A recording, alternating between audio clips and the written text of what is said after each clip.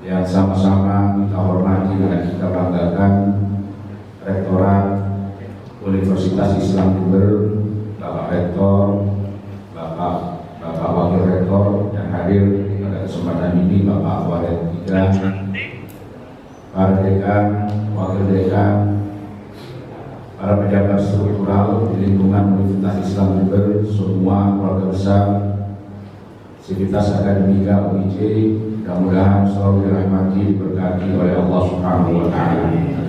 Alhamdulillah, pada kesempatan ini kita bisa silaturahim, kita bisa silaturahim dalam acara menyambut tanggal 1 Hijriah atau tahun baru Hijriah, tanggal 1 Muharram 1442. Insyaallah nanti ba'dal maghrib kita akan masuk pada tanggal 1 Muharram. Ada satu peristiwa penting yang terjadi pada bulan Muharram. Pada tanggal 1 bulan Muharram adalah hijrah baginda Rasulullah Shallallahu Alaihi Wasallam minal masjid, hijrah Rasulullah Shallallahu Alaihi Wasallam min Makkah ila Yathrib. Rasulullah Shallallahu Alaihi Wasallam berdakwah, menyampaikan risalah di Mekah kurang lebih selama 12 tahun 5 bulan 13 hari. Penyampaian risalah pada waktu itu dilakukan oleh Rasulullah secara tertutur dengan pendekatan persuasif.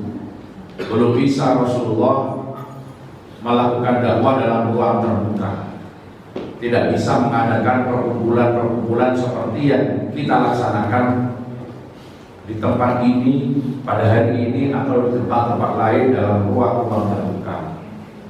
Sangat dipahami kenapa Rasulullah pada waktu itu belum bisa menyampaikan risalah yang dibebankan, yang diperintahkan kepada beliau untuk tabligh lil ummah secara terbuka, karena Rasulullah ketika di Mekah, satu, belum menguasai struktur politik, yang kedua belum menguasai fondasi ekonomi yang kuat.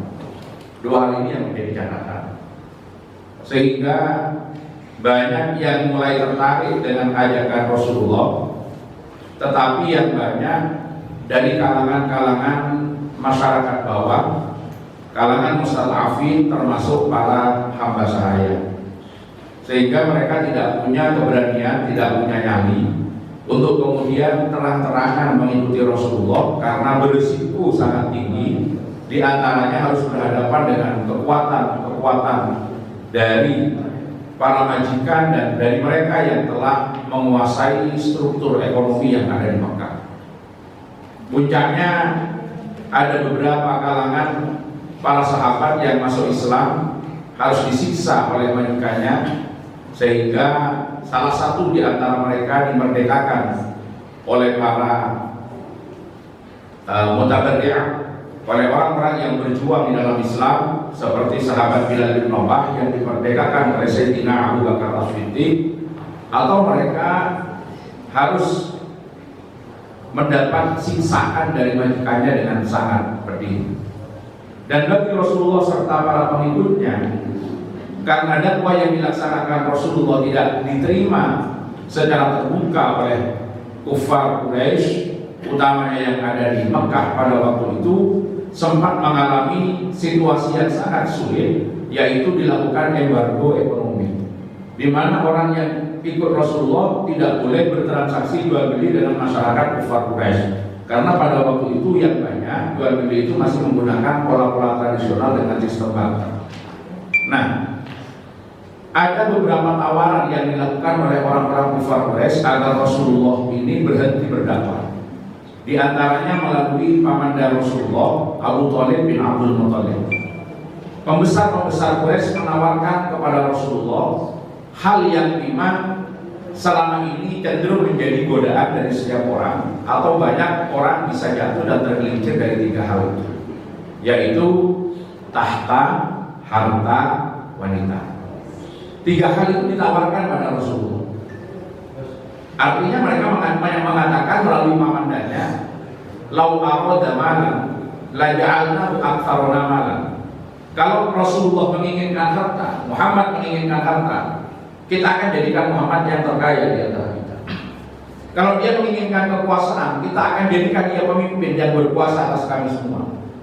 Kalau dia menginginkan wanita, semua yang paling bagus yang ada di kufar Quraisy akan dipersembahkan pada Rasulullah, asalkan berhenti berdakwah. Tapi apa jawaban Rasulullah? Rasulullah secara tegas melalui pamandannya menjawab, Allah ya'am lau wada'a syamsa fi yamini wal qamara fi shimali ala an atruka hadzal amr ma taraktu. Demi Allah wahai pamanku, kalau mereka meletakkan matahari di tangan kanan saya dan rembulan di tangan kiri saya, meminta saya berhenti berdakwah, saya tidak akan pernah berhenti kecuali Allah memenangkan, mengunggulkan agama saya dan meruntuhkan mereka. Karena Rasulullah tidak mau diajak kompromi untuk menghentikan dakwah dan tetap berada pada agama leluhur dan nenek moyang mereka, orang-orang Arab, orang-orang kufar Quraisy memutuskan akan melakukan pembunuhan kepada Rasulullah SAW.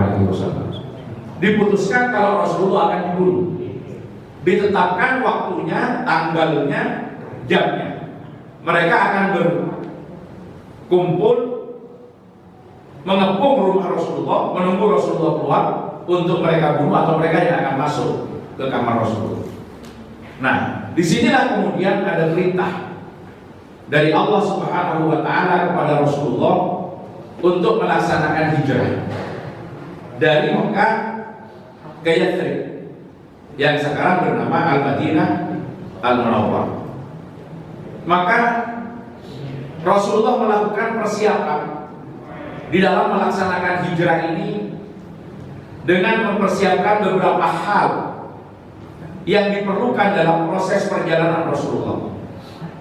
Di antaranya Rasulullah terlebih dahulu tidak langsung melakukan hijrah, tetapi melakukan survei akseptabilitas.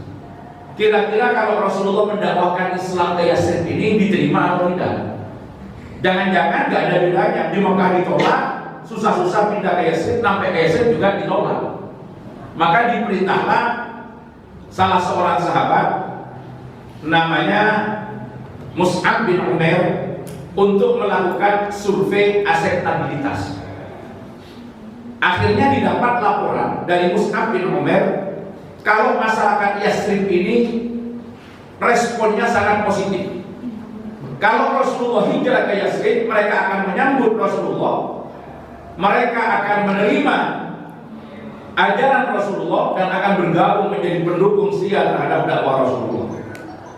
Hasil survei ini dilaporkan kepada Rasulullah. Karena memang surveinya lembaga survei yang betul-betul terpercaya, bukan pesanan yang menyesuaikan dengan keinginan pemesan. Jadi surveinya survei beneran.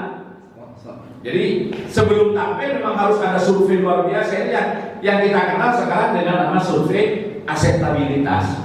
Nah, kalau sekarang survei itu yang tidak kalah pentingnya untuk kepentingan orang yang akan berlaga itu kan di samping bahasanya Pak Samad Putih ini sebagai tim pemenangan pemilu di salah satu lembaga politik, ini yang paling penting dilihat bukan hanya hasil survei popularitas, kemudian akseptabilitas, elektabilitas, dan yang tidak kalah pentingnya adalah survei isi tas. Nah, ini kan ada tas-tasnya. Nah, ini hasil surveinya hasil survei beneran. Dengan data-data yang akurat, yang positif disampaikan pada Rasulullah, maka Rasulullah merencanakan keberangkatannya. Ditunjuklah sahabat Abdullah ibn Umar sebagai tim navigator yang akan mencari rute yang terbaik yang akan dilalui oleh Rasulullah. Rutenya bukan mencari rute tercepat seperti GPS yang sekarang kita gunakan, tetapi yang paling aman, karena ketika Rasulullah nanti hijrah pasti akan dikejar oleh orang-orang kufar Quraisy, sehingga rute yang dilalui itu bukan rute umum dan mereka tidak mampu mengejar Rasulullah. Itu pun luar biasa nanti setelah melakukan pencarian dan penjelajahan sebagai navigator. Sahabat Abdullah bin Umar ini juga bertugas menghapus bekas tapak-tapak kaki Rasulullah ketika akan hijrah sehingga tidak bisa terkejar dan terdeteksi oleh musuh. Yang diperlukan di perjalanan bukan hanya sekedar rute dan petunjuk jalan, tapi juga diperlukan bagian logistik. Maka timnya juga ditetapkan, diangkat. Ya walaupun tidak pakai SK dan tidak ada lobby-lobby politik siapa yang akan diangkat menjadi kabuloknya. Yang masuk pada waktu itu adalah Asma binti Abi Bakar, putrinya sahabat Abu Bakar As-Siddiq, yang kemudian diduduki dengan Datun Nitokoin yang mempunyai 2 ikat pinggang karena satu saat terakhir pada saat akan ngirim buntot, ya buntot ya, kalau bahasanya orang Madura itu takbe. Jadi waktu ngirim buntot pada Rasulullah untuk bekal itu tidak ada tali buat ikat, akhirnya ikat pinggangnya diparuh dan dibuat dijadikan pengikat itu, sehingga Asma binti Abu Bakar ini mendapatkan gelar Datun Nitokoin. Artinya proses hijrah Rasulullah itu bukan sesuatu yang dilakukan dengan bim salam bim abragadabrag. Untuk melakukan suatu perubahan besar memerlukan satu perencanaan yang sangat besar, ada satu perencanaan dan taktis yang luar biasa yang juga harus ditata sebelumnya, sehingga tidak ujuk-ujuk berangkat. Ya survei dulu, ukur dulu kekuatan dan kelemahan, kira-kira bisa diterima atau enggak, dakwahnya kalau nyampe di sana efektif apa enggak. Persoalannya kadung-kadung pindah ternyata enggak jauh beda dengan Mekah, berarti kan percuma lagi.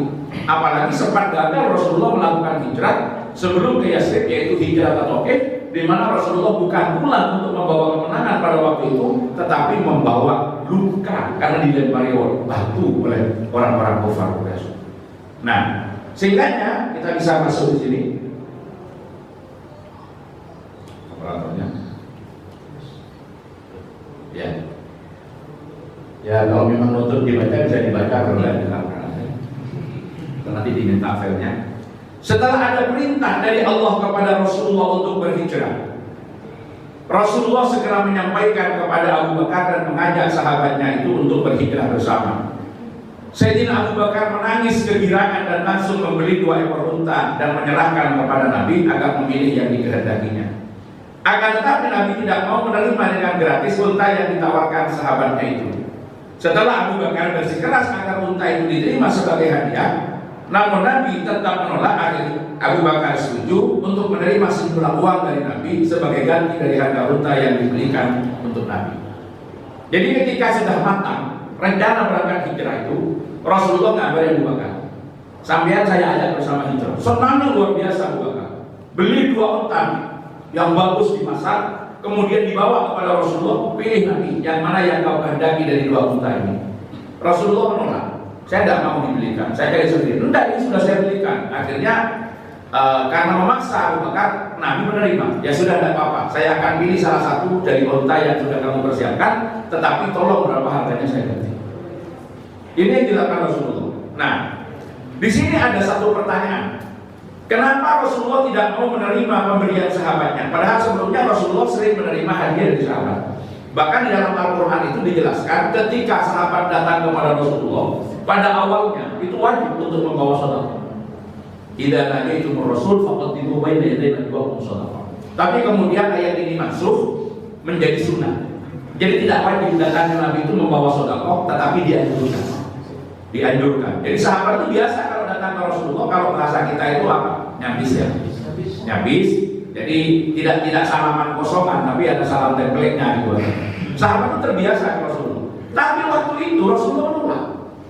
Diberi onta oleh Abu Bakar, menolak. Nah, kenapa Rasulullah menolak? Nampaknya, lanjut, Rasulullah ingin memberikan pelajaran kepada kita bahwa hijrah sebagai bentuk pengabdian kepada Allah membutuhkan pengorbanan maksimal dari setiap orang yang melakukannya. Nabi bermaksud berhijrah dengan segala daya yang dimilikinya, tenaga, pikiran, materi, bahkan dengan jiwa dan raga beliau.